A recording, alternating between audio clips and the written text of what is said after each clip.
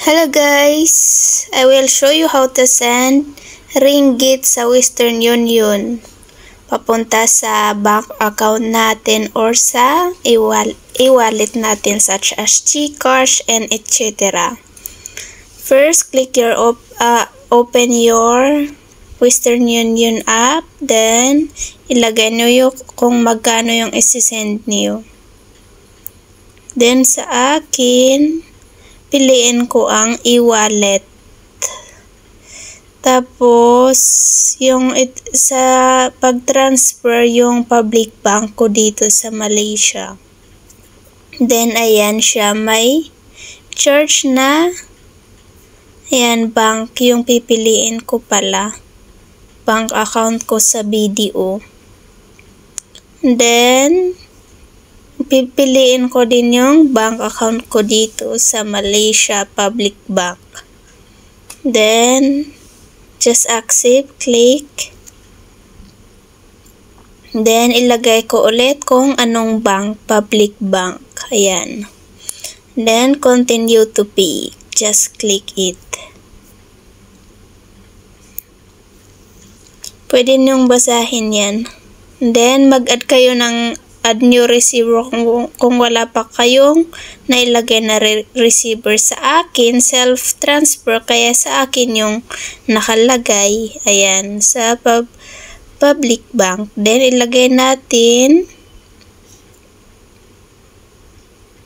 natin yung kung anong bank natin isi-send.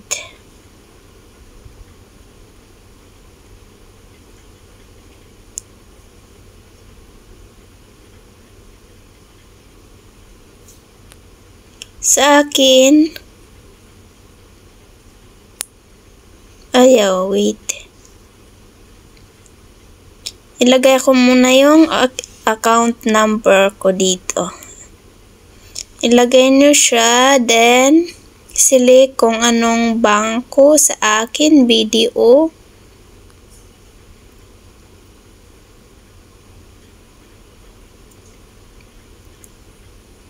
Yan, magta-type muna tayo.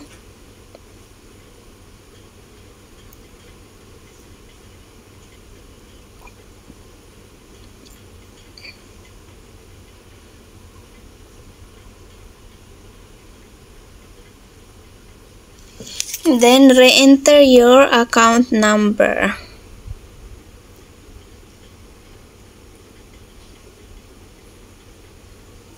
Then, click kung anong bank account.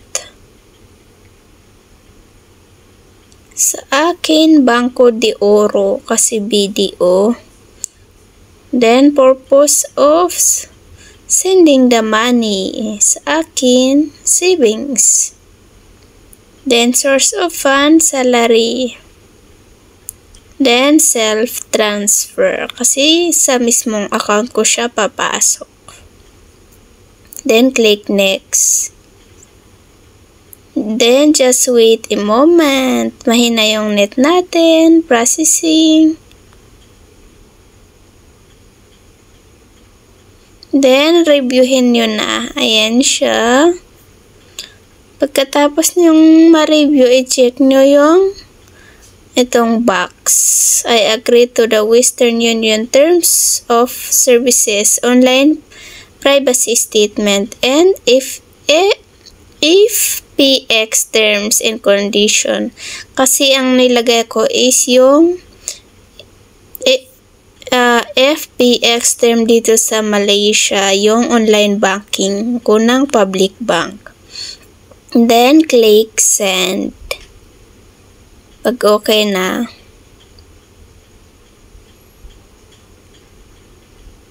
ayan, reviewin muna natin. Ayan, then click send. Mahina ulit yung net. Ayan, ilalagin na tayo sa public bank natin para bawas, doon siya kukunin yung isisend natin. Yan, ilagay lang natin yung ano natin para mag-login tayo.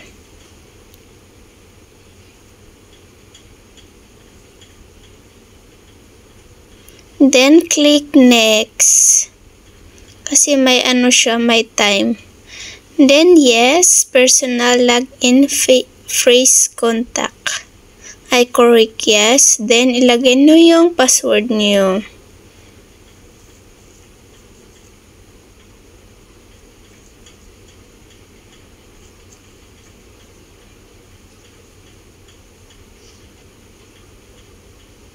Pag okay na, click login. Ayan. Proceed to login. Ayan siya. Then, just click confirm.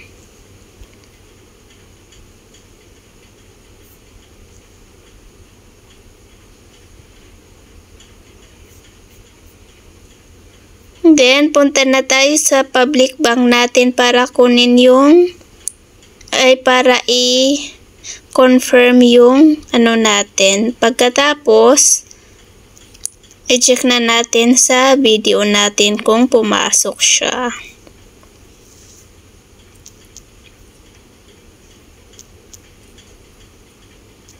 Ilagay lang natin yung password natin. Passcode.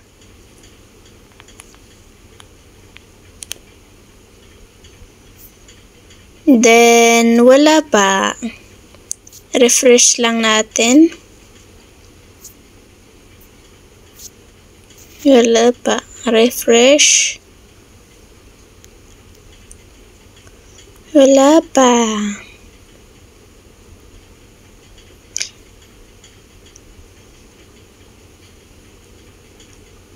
Ayan. Ayan, nag-message na sila sa number ko. Kabayan, available na sa account mo ang remittance, sabi eh. Kaya check ulit natin. I-login ulit natin.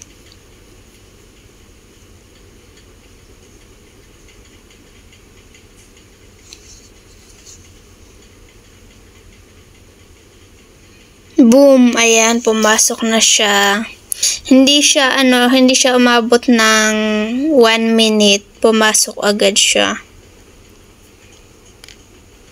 Ayan. 15 yung na-receive natin. 15,678.98.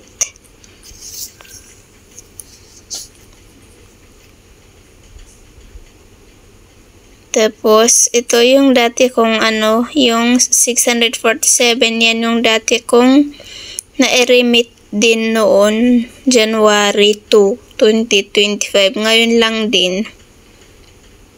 Akala ko sa December, pero umabot pala sa January 2.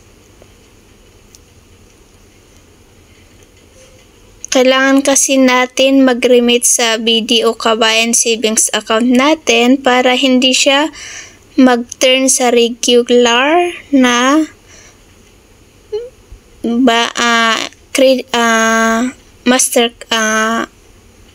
debit card, I mean. Yan lang.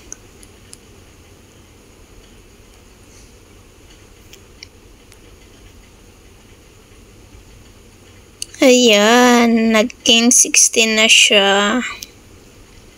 Tapos, pwede natin siyang i-transfer through GCash. May may transfer fee na 10 pesos. Yes. Yeah, 10 pesos. Yun lang. Thank you for watching.